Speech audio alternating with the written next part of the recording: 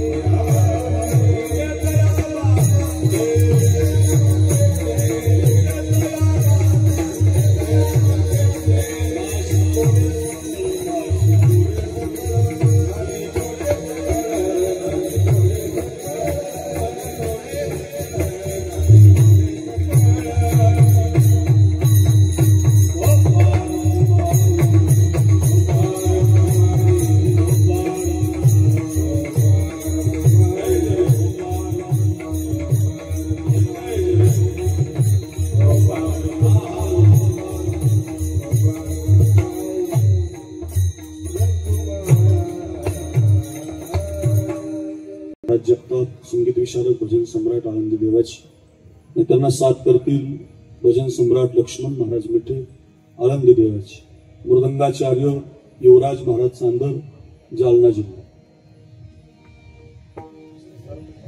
सार्थक हार्मोनियमची साथ अगदी क्लासिकल बेस ज्यांच्या बोटात आहे असे सार्थक आहे